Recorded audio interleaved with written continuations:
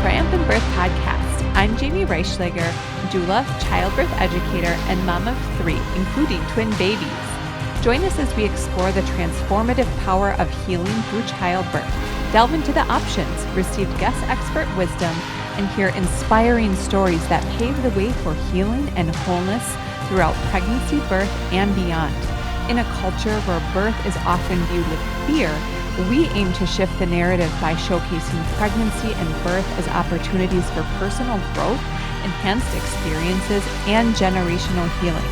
Whether the journey is smooth sailing or filled with unexpected challenges, this podcast offers a supportive space for birth workers and everyone navigating their profound realities in the childbearing season of life. Tune in and embark on a journey toward empowerment, resilience, and triumph. Your babies will thank you.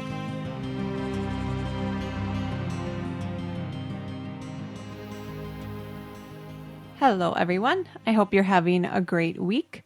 Before we jump into today's episode, I very quickly wanted to acknowledge the fact that this episode and the last couple of episodes have not been pristine in terms of the audio quality. So I just wanted to let everyone know that I have been having tech issues, and I was still having those issues at the time of this recording. However, those have been solved, and I just wanted to acknowledge that and let you know that moving forward, it's not going to sound like that. So, thank you for being here with me and for bearing through all of that as I troubleshoot this endeavor.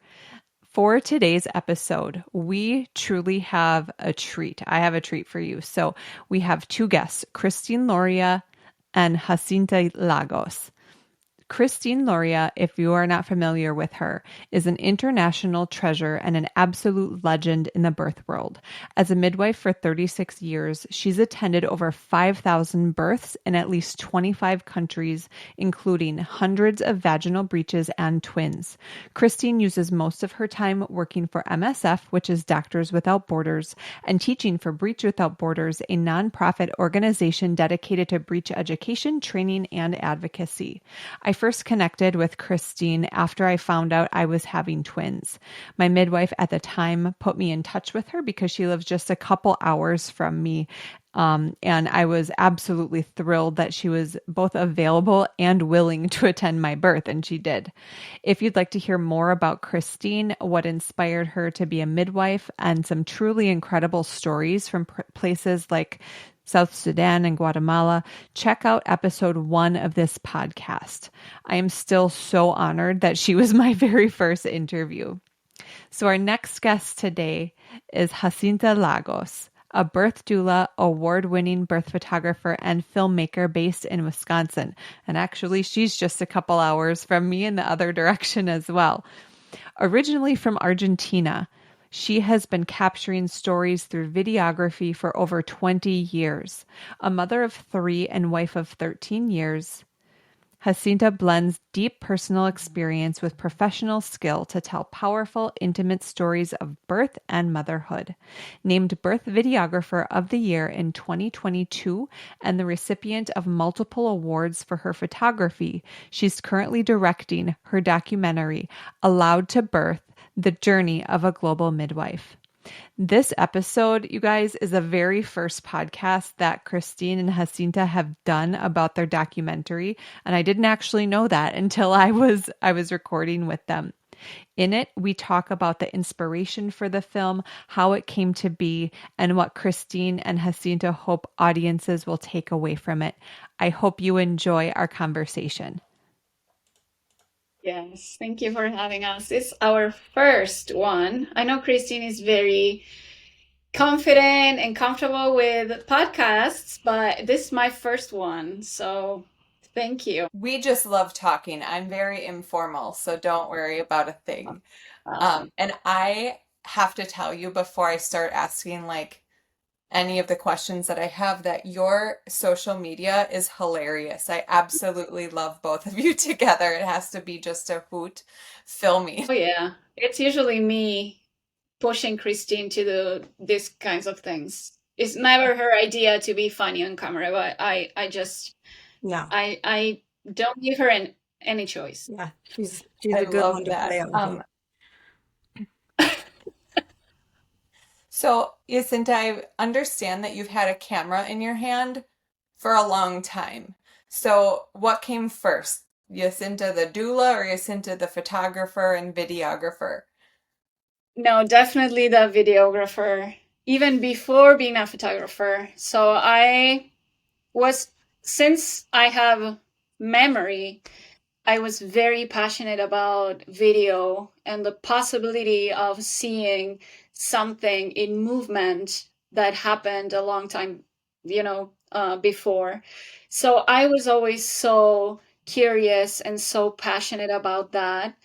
So I would binge watch family films and things like that. So one of my first memories of being drawn to video was when I was about 12 or 13 years old. I would go to my oldest cousin to babysit her kids, and the only thing they had to watch on TV while the kids were sleeping was their wedding video. And I would watch that over and over and over again, and I was just blown away by seeing all my family and even myself dancing at the wedding. So yeah, I was always so drawn to that. And luckily enough, my family, my father, my grandfather, they were always, very passionate about that too. So they had cameras. I always had access to cameras at home, and we would do, like home videos and things like that. So after a long time, after I finished school, I actually reached out to the guy that made my cousin's wedding video. And I said, I want to work with you because I want to do wedding videos. And he hired me. And then I worked with him for a little bit. And then I started my own wedding video company. I was 19 at the time. And I was very successful with that. And I worked with that for 12 or 13 years. And then I got married and I was very successful. And I loved to do that and give that to the families and the couples. And after I got married, and while I was pregnant with my first son in 2013, I was documenting every step of the way of the pregnancy, ultrasounds. I have a little bit of footage from the birth, and I was so in love with that, having that documentation of pregnancy and birth and becoming a mom and my husband becoming a dad and all of that. So I made almost like a short documentary for my son's first year, and it was wonderful. So I had that idea in my mind. And then in 2017, we moved to the States. So all of that was in Argentina. In 2017, we moved to the States because of my husband got a work offer here. And I quit video. I started a baking business with a friend. Like I took a little bit of a break from video, but I kept going back to, this is my passion. I want to do something with this. And that's when I learned that birth videography was a thing. And I was like sold. Like this is what I want to do.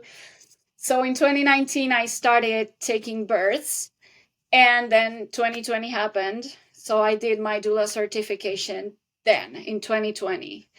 And as everything in my life, I think that when I'm passionate about one thing, and documentary is one of those examples, when I'm passionate about one thing, I put all my energy there, and like it takes off immediately. So my business as a birth videographer and photographer and doula took off.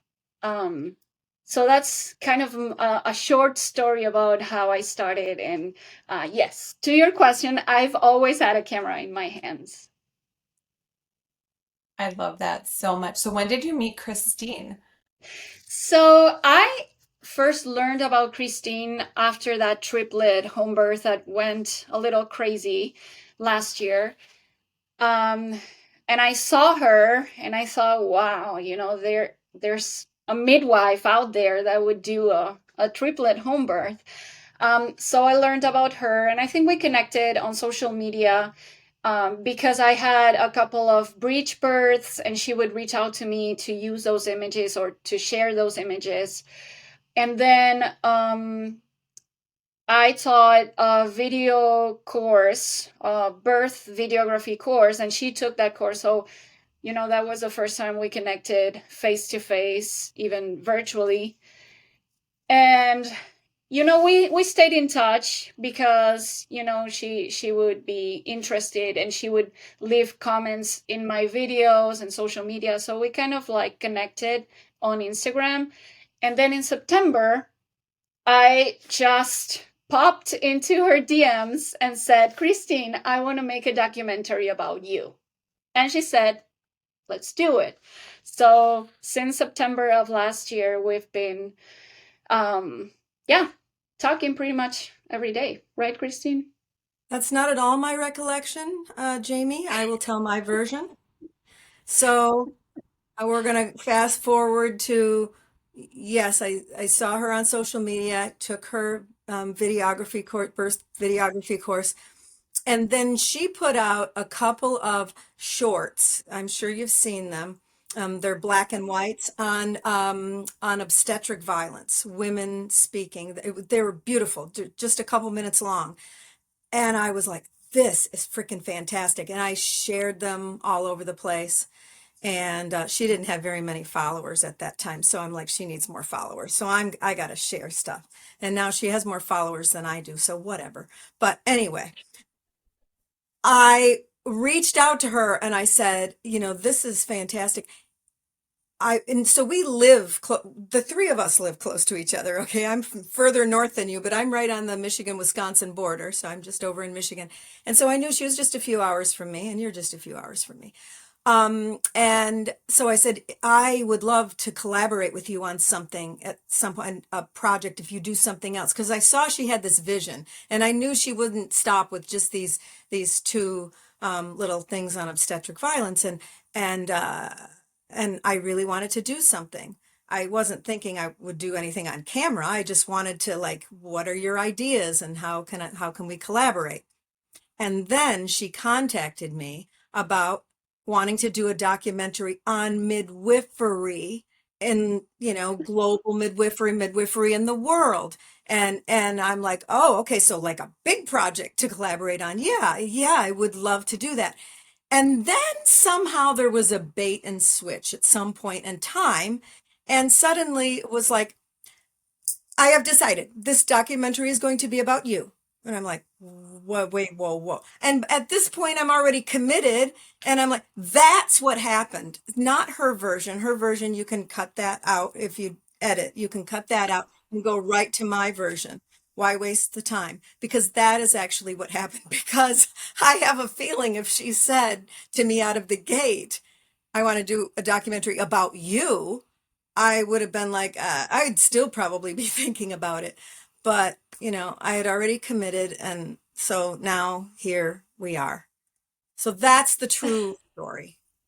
Right, Jacinta? That Right? was going to be one of my questions because I'm like, yeah, right. How do you feel about having, being the subject of a whole film? But I'm grateful to you, Jacinta, for doing the bait and switch because otherwise, who knows where we will be.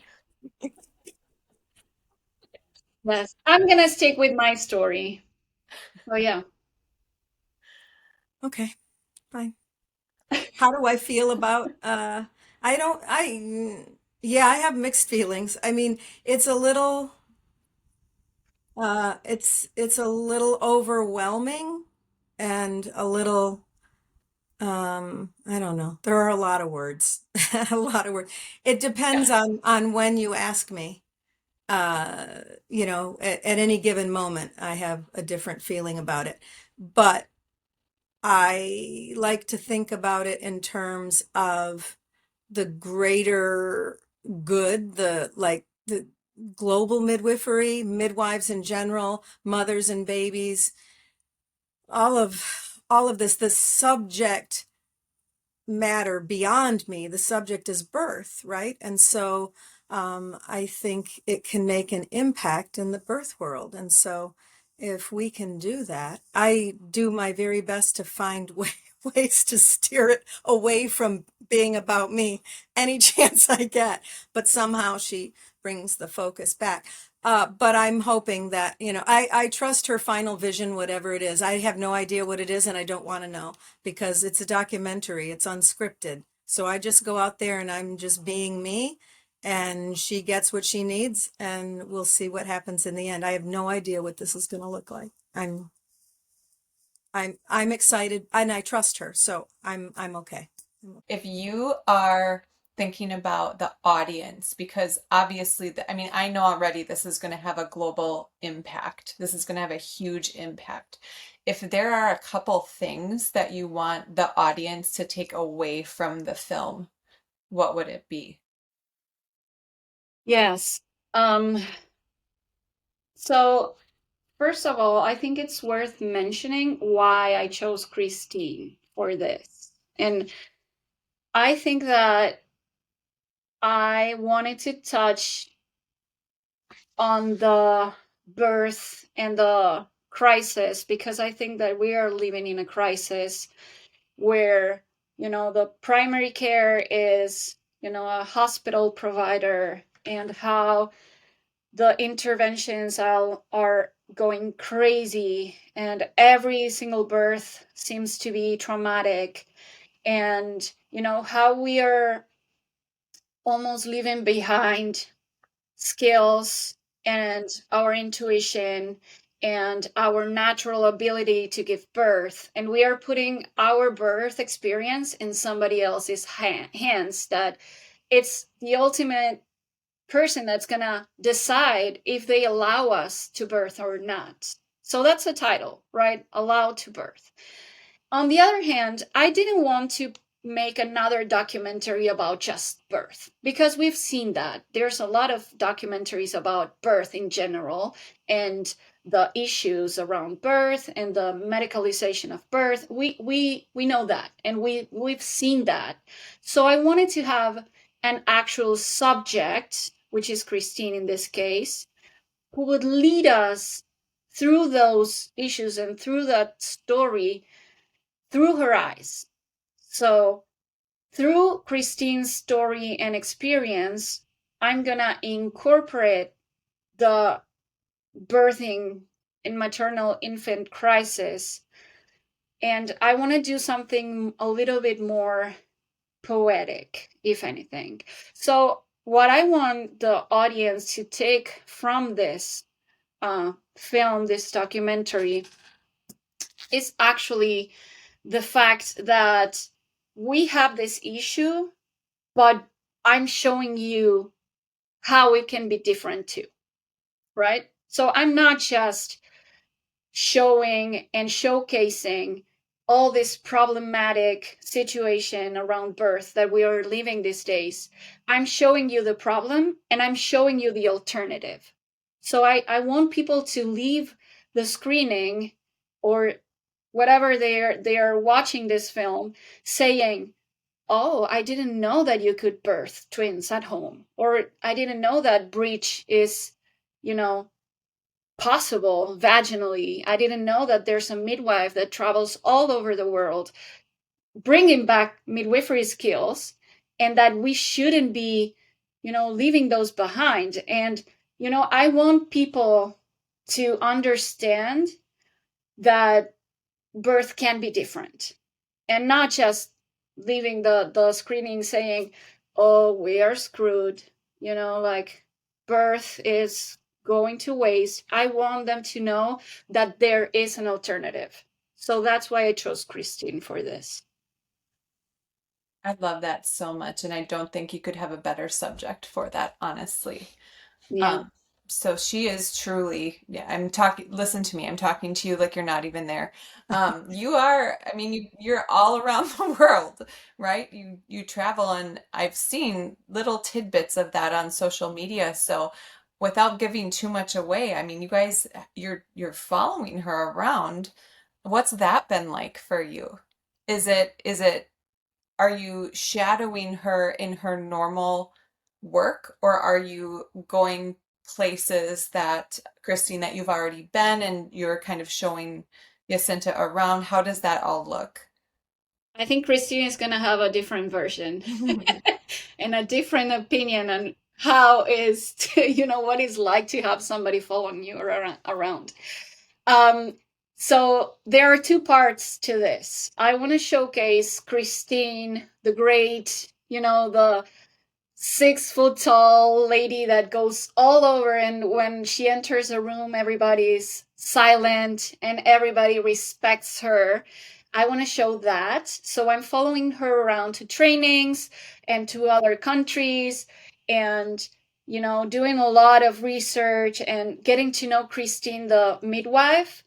And on the other hand, I'm also following her around on her 5'1" little lady that lives alone with her dog in the middle of nowhere in Michigan, and she has a very solitary life, and she enjoys being by herself and being unnoticed. So I think those two aspects of her is what makes her so interesting, right? So I'm trying to follow her around in every situation. What is, I think, Kristine, you're going to tell us, but what makes her a little hesitant, because she's at home, spending time at home like she always does, and there's somebody else there with a camera.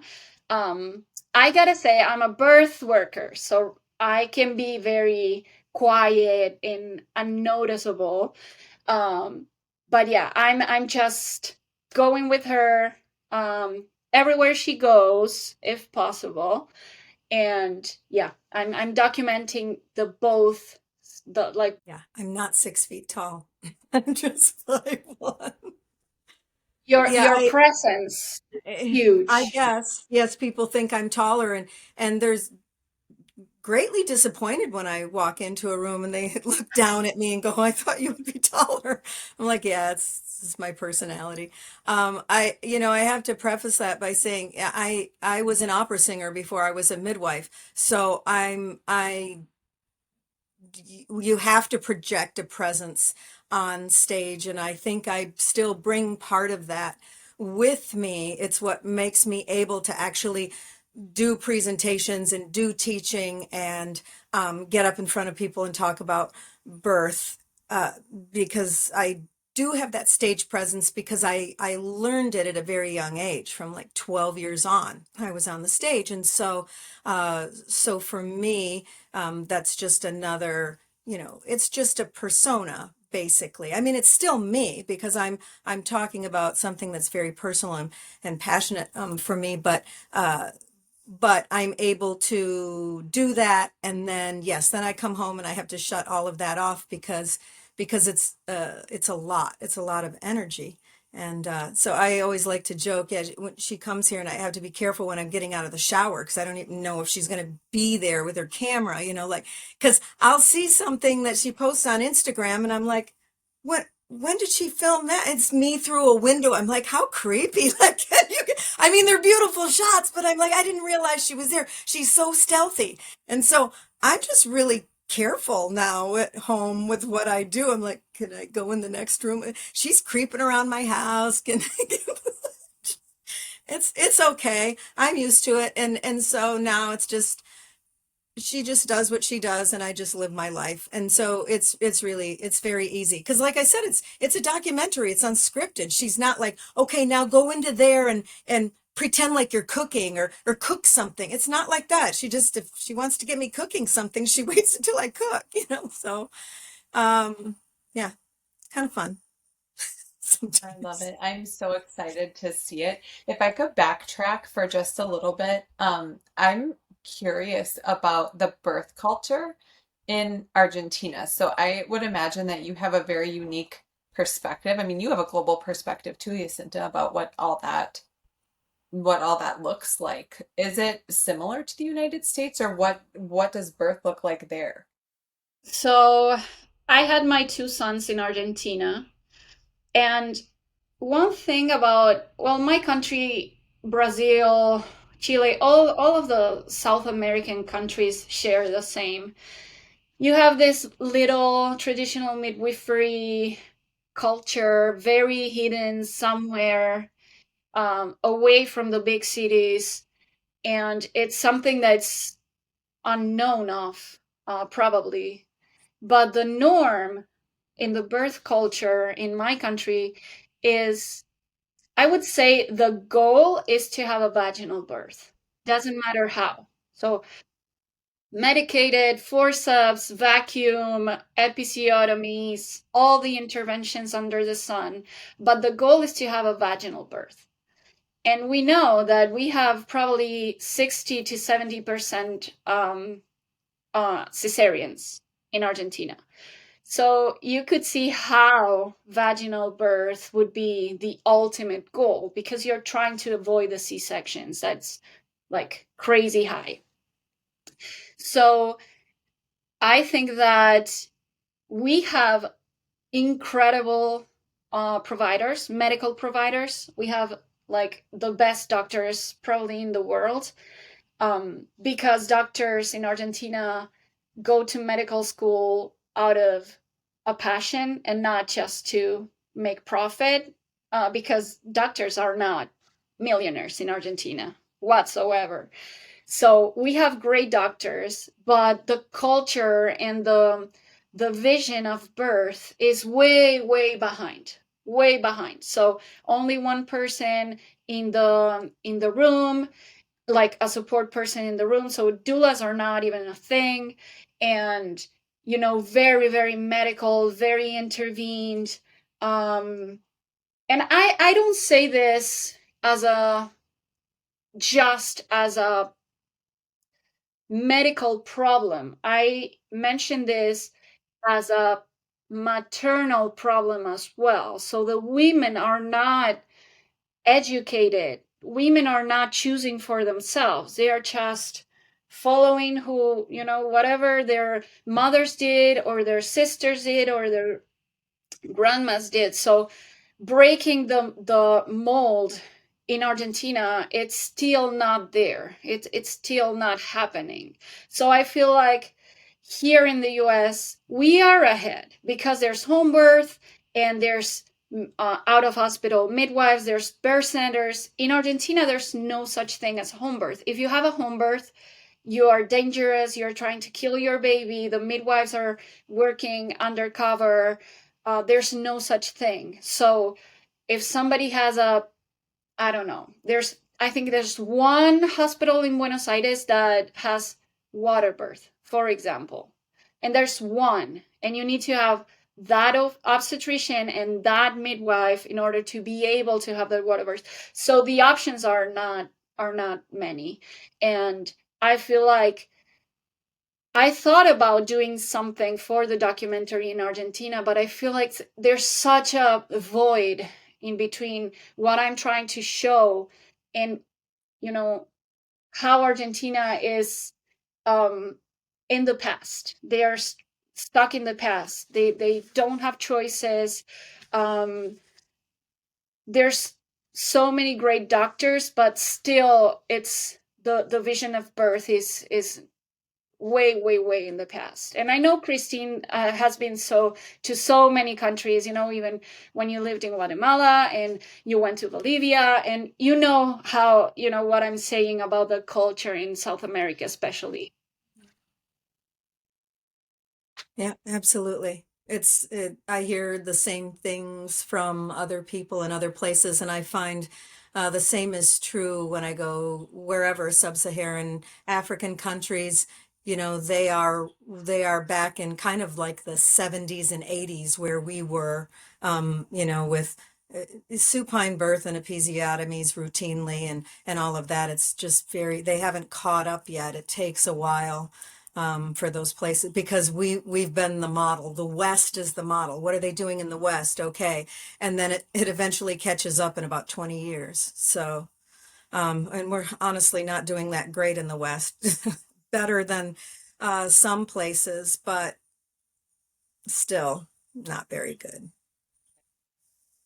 So the potential impact globally for this documentary is huge because there are so many countries that are quote unquote behind. And maybe it's like, look at this film and then you'll know, like, behind what, look at these options. I just see the impact potential to be huge there.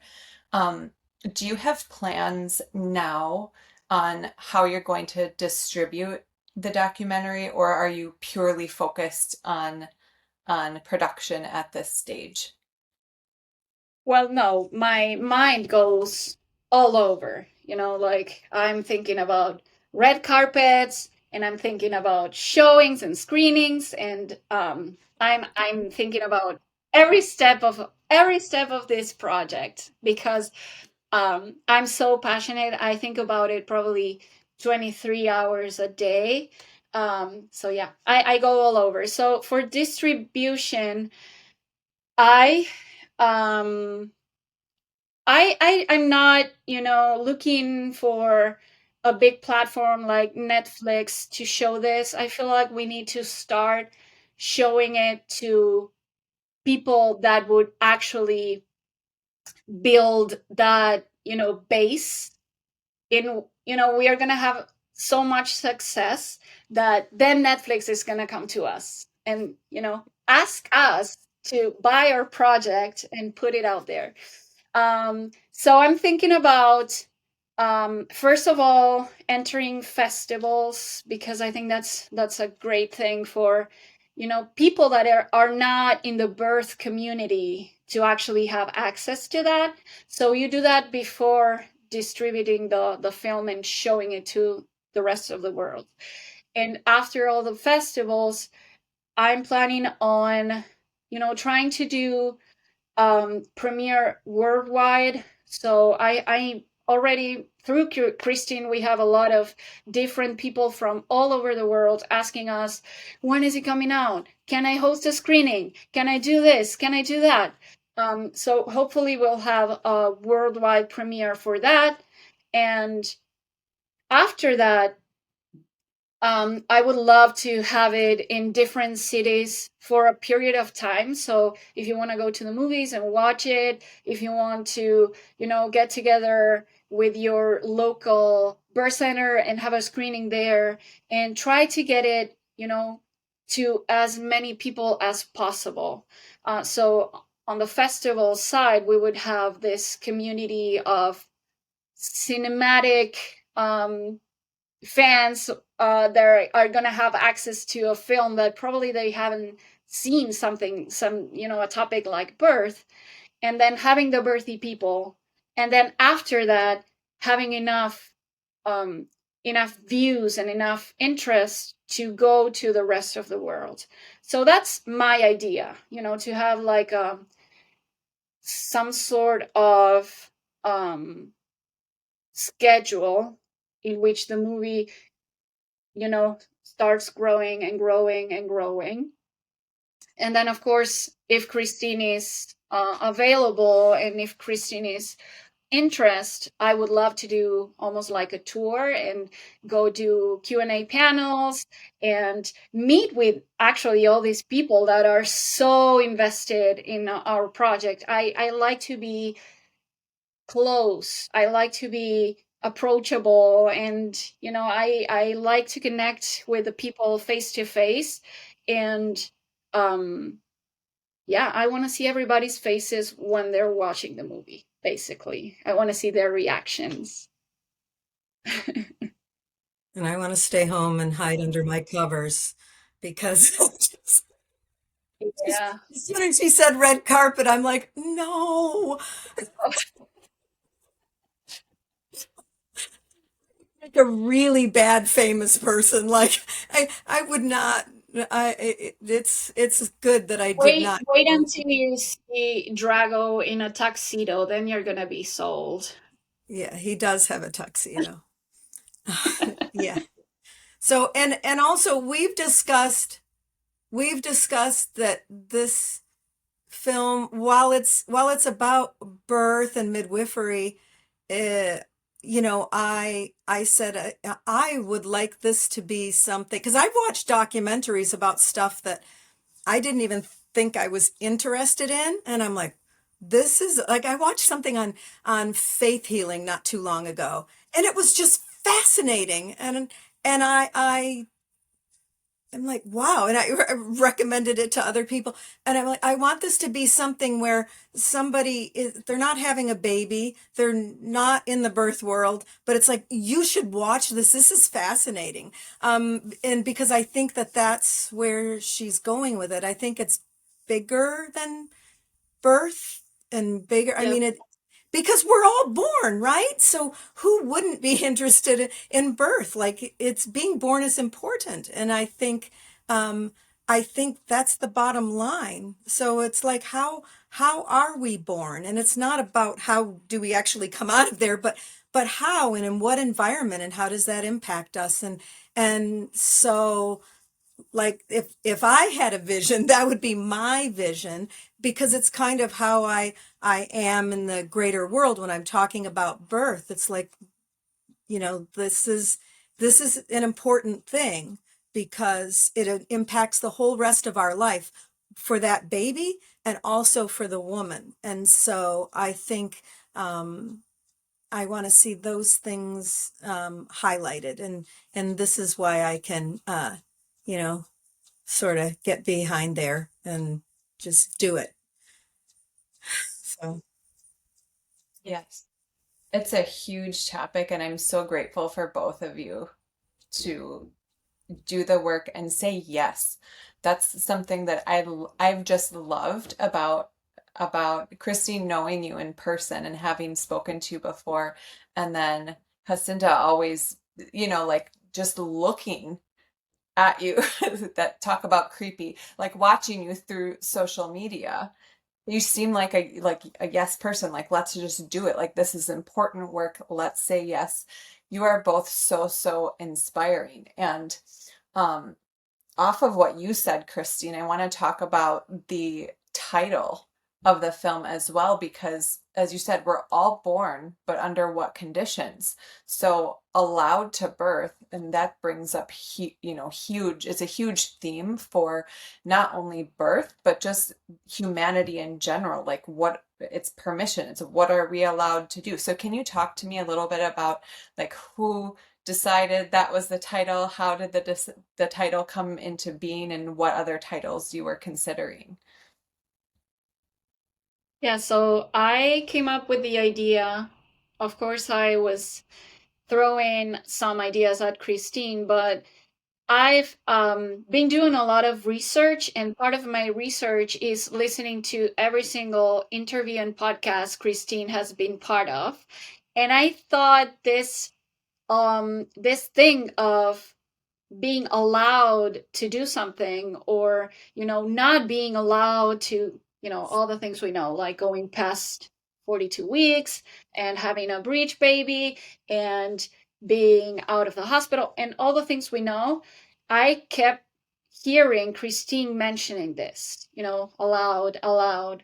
So then I thought, well, yeah, that should be the name, allowed to birth, because, and I think it's not, and you're gonna see this on the film, but it's not like Kristine is the person allowing anyone to give birth.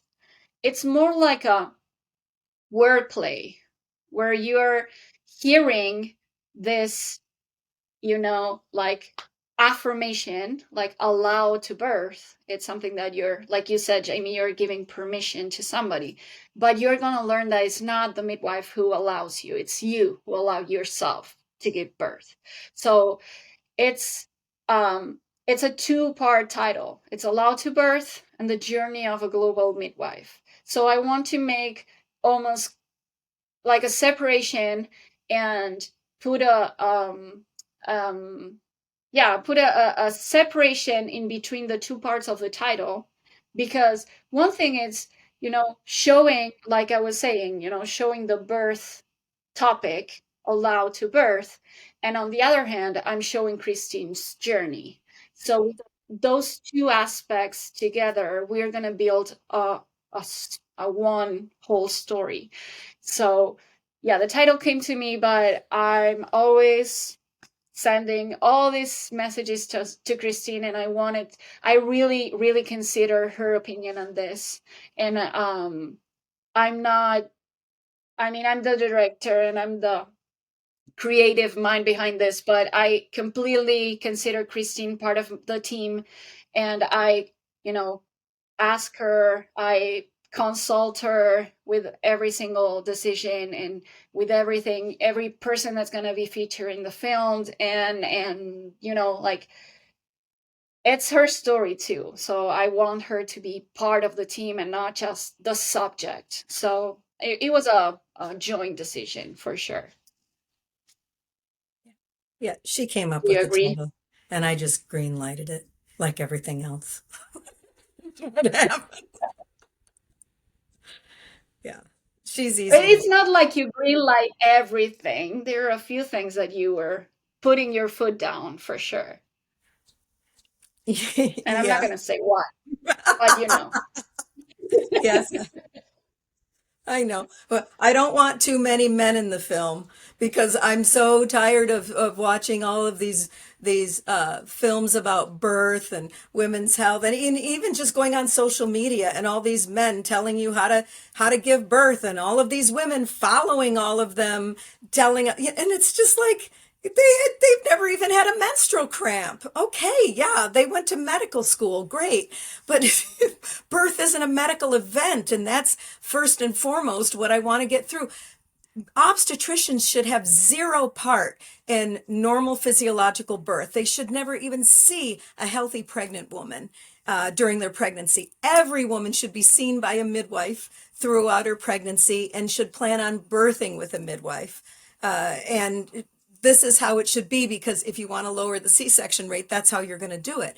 But we're acculturated to believe in this country and in other countries that, positive pregnancy test, let me make a doctor's appointment. You don't need to see a doctor. If you have underlying health conditions, you may need to then birth with a physician, but obstetricians should see women that risk out of care with a midwife. But the system is bass backwards, right? It's just not, it doesn't function that way. And so then women are completely shocked when they go into the hospital. Their birth plan isn't, I had a birth plan, and it's not respected, and this happened and that happened, and then they have their baby at home. They have their baby with them at home after birthing in the hospital, and it's just like not at all how they wanted it to go. And I just say, well, yeah, you had a birth with a surgeon. What did you think you were going to get? Like, that's what they specialize in. Hospitals specialize in medicalized birth. That's what you're going to get if you go to a hospital. And well, I liked my doctor, and that's great, but that doesn't mean you're going to get the birth that you want with that person, because it's not how they were trained. It's not even their fault. They're just doing what they know. And so it's what Jacinta was saying a little earlier about the women also are responsible. The blame does not go on the hospitals and medical establishment. They've built it around the consumers coming in saying this is what we want, because they don't even know any better, because we think that we need medical care and that birth is a medical event. And it is not. It is not under normal circumstances. A healthy woman with a presumably healthy baby giving birth, it is not a medical event or procedure. It's just procreation. It's just how we birth. And so it's just what we do, and we do it really, really well, unless there's interventions, and then it gets more complicated. And so that's what it's all about. So getting back to the men, and most of them are friends of mine. So like the men out there in the birth world, it's not nothing against them personally, but it's just, I just didn't want too many men telling women this is how it's done. And so I probably put my foot down about that a little bit. I'm cantankerous. I can be a little crabby. So when I have an opinion, I have an opinion. If I have no opinion, I'm like, yeah, whatever. Yeah, that sounds fine. And I mean it. It's fine. But when I really have an opinion, yeah, you know. Have there been any surprises? Like, we know there's going to be in any creative process some back and forth, like you said, but have there been any other like surprises that have come up throughout this process? Because you have never made a documentary before, right? This is your first one, and Kristine, this is the first time you're the subject of a documentary. So what else has been surprising to you? Well, I think that, like Kristine said, documentaries are unscripted, so you have to, try to maintain your idea, but you have to be flexible with the new things that come up, like going to Sweden, like from one day to another because Kristine is there and something came up and I need to go and, talk to my clients and tell them, hey, hold that baby in until I come back in 5 days or whatever. And I think that that's also kind of exciting, just being always ready to, you know, get the curveballs and just adjust and adapt. And at the same time, I'm learning to know Kristine as well. So I'm trying to be respectful of her time, of her schedule, of her mood, and all the things she goes through. So I try to, I definitely try to keep my enthusiasm, on a leash, because if it were for me, I would go in like a train. And maybe she's sometimes, trying to stop me and say, give me two minutes. I need to, I need to sleep. I'm whatever. So I'm just, learning to do this. My first documentary, which I'm incredibly passionate about. On the other hand, I'm working with another person, which is Kristine, and it's the most important person of this project.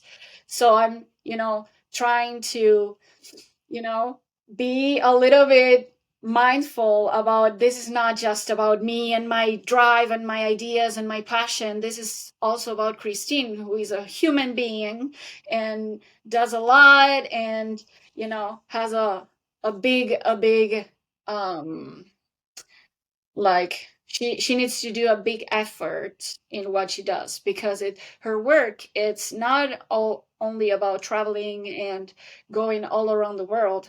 If you've seen her teaching, it's so physical. It demands so much effort on her part that I'm along the way, I'm learning to, be respectful and try to not throw all these messages on her and all these ideas. I need to follow her rhythm and try to respect her time as well. I think you do.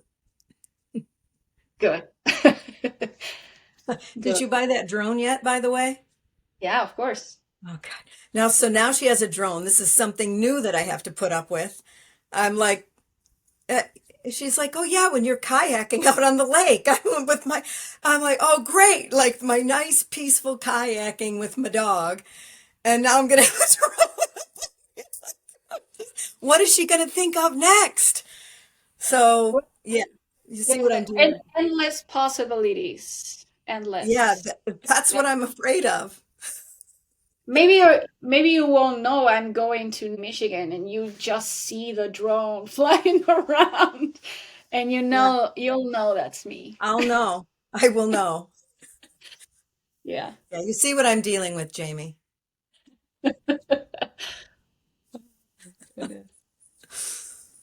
The dynamic between both of you is amazing, and I'm just thank you for putting yourself out there like that, because I mean it's going to be such a huge gift to the world. It just really is. So I know that you guys have a fundraiser to Hmm. support the project. How is that going, and how can our listeners support you? It's going incredibly well, let me tell you. So when I started working on this fundraiser, which is through a platform that supports films, independent films. So they know all about, distribution and how to put a pitch video out and how you should write your storyline and things like that. So it was very helpful and kind of easy to set that up. But when I had to choose an amount for that, I think this is the first fundraiser because later on we are gonna need more money. But for this one, I set the goal at $14,000 because I thought, this is kind of like conservative. It's a good amount. It's not a lot, but it's not too little. And before setting the fundraiser, I talked to a few organizations and they were willing to put X amount of money. So I had an idea of, how this would be possible and not to set the goal too high because otherwise I would be, begging for money or putting my own money. So I wanted to be like conservative about the goal. So we launched the fundraiser last week on Friday, and by now that's Thursday, so less than a week, we reached 85% of the goal, which is mind-blowing to me. It's mind-blowing. And we had people, donating $5,000, and we have people donating $5. And for me is such, such a pat on the back as we got you. We are backing you up in this project. We support you. We support it. It's not just about me, right? We support your project and we really want to see this happening. So it's so comforting, and it's such a reassurance feeling of knowing that in our community this is something that everybody wants to see happen. And it's so, I don't know, I feel so grateful.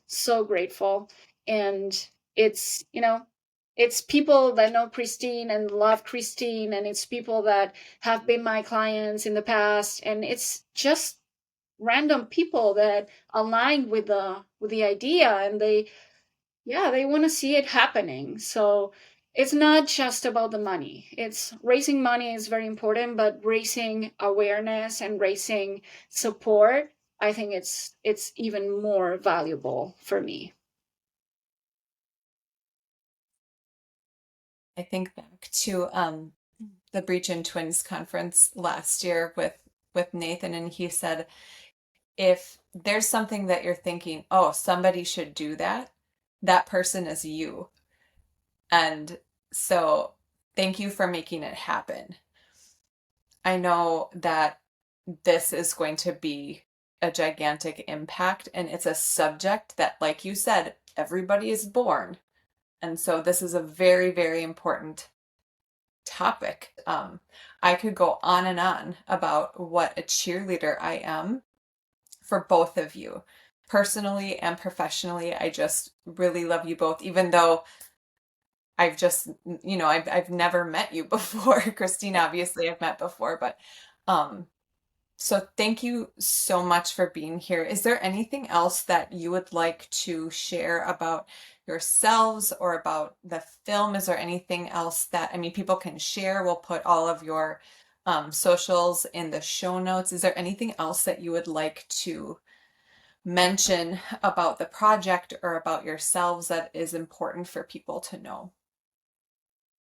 Kristine? Yeah, I got nothing. What do you got? Okay. No, I get asked a lot, when is this going to be out? Which is a big question, and I don't have a specific answer, but our goal would be to have this done by spring next year, enter festivals in the summer, late spring, summer, and then have it out at the late summer. So that's my goal. Then, things can happen in between and we never know, but I don't think anytime before spring next year. So that's one. And the second thing I would say is publicly saying thanks to Kristine, because without her, this wouldn't be, the same, or this wouldn't be as important as it is for me. I don't think I was, wanting to do a documentary just for the sakes of having a documentary. So we talked about the title, and it's important to mention that Kristine came first and then came the title. So I put the title based on my subject, and that says a lot about how important Kristine is for this. And we are a team. And yeah, Kristine, thank you so much for being open to have me around a lot and tell your story. Oh, you're entirely welcome. I think that I appreciate you inviting me into your vision. So I still look at it as less about me and more about just sort of the whole vision and the bigger picture. And I will tell you, Jamie, she promised me that this film will have wide appeal. It will make people laugh. It will make people cry. And I'm like, you have to make people laugh and cry. And she's like, oh, I will. So I'm like, okay. So I trust that completely. So yeah, and she does beautiful work. You've seen it, so.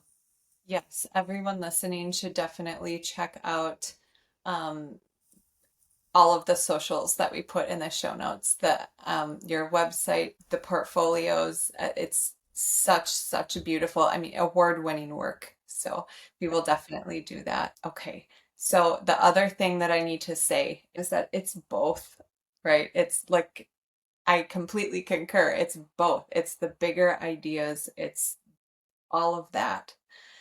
And Kristine, you are like, I did not intend to make this podcast episode just completely a love fest, but that's kind of what it's turning into because of my personal experience with you. Like it is a unique situation to be pregnant with twins and know that the people around you have your back. And it's not the permission. You're right. It is completely separate. It's not the permission, but it's that, like, hell yeah, do it if you want to. It's that energy with all of the skills to back it up. It's so important. And every woman deserves to have that versus what's currently going on in the world. Yeah, I agree. Thank you. You are welcome. And you know how I feel about your birth. It was just so spectacular in that it's the perfect example of somebody owning their birth. You knew, yeah, I could be there. And I would use my skill if I needed to help the midwives at the birth center, but you knew you had to birth your babies and nobody else could do it. And you embodied that. You were like, I'm just doing it. And you did it. And it was just amazing. And things didn't go perfectly. And it was still like this incredible, like it doesn't birth, it's unpredictable. And so it can take turns. It doesn't mean that it was a bad experience, or it doesn't mean you didn't get the birth you wanted. I think it was just what you wanted, and then like a little bit more. So I mean, it was just fascinating to me how you owned everything from the first baby coming out to your placenta coming out. Like you did it all yourself, and that was just amazing to me. And I was so honored to be there. It really was, truly. So, and I'm so glad there's video of your birth. She's And I not just show it every saying time because you're here. She says a lot of good things about your birth when she teaches, because I've seen that. So it's not just because you're face to face here. She's very much in awe of you and your work. Yeah. Thank you. I think that, obviously after having the babies, and things don't go to plan all the time. Like you said, it's unpredictable. And the triumphant part, like when you just read that as a headline or as, you quick glance at it, it can read as like this toxic positivity thing, but that's not it at all. It's the bigness of it. And Mhm.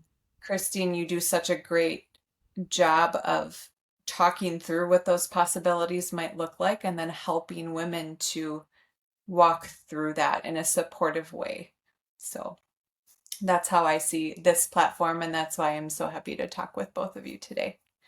I do have one final question for you. If you could offer one piece of wisdom to transform the fear and trauma in today's birth culture into confidence, healing, and triumph, what would it be? I would say look within you, go to your intuition as your first clue on what to do and where to go and who to contact. I would say trust your mind and trust what you feel instead of seeing those two lines and, like Kristine said, go somewhere else. First, go inside you and see what feels right. What's your body and your baby telling you to do and how to give birth? I think we need to go back to midwifery as a primary care, we need to go back to our roots and to our intuition and to our lineage and to our nature. I think that we are trying to, or our, culture is trying to make us move away from the nature's way. And I think we need to step back and go inside us before going into the world. That would be my only piece of advice.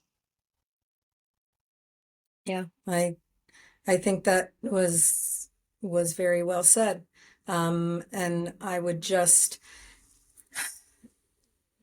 add that the word midwife means with woman. So traditionally, midwives were there with women, beside women, helping women through. They knew that they had to give birth. Women knew that it was up to them. The midwife was just there to help them across the threshold.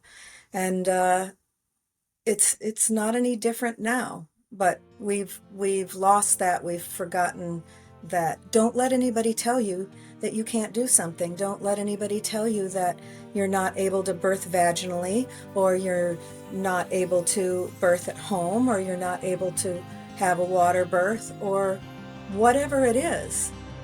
Women are capable, and we're more capable than we give ourselves credit for. And I've seen women do some pretty incredible things in birth and dig deep down and find places that they didn't even know existed within them. I think we just need to remember that we do know how to give birth.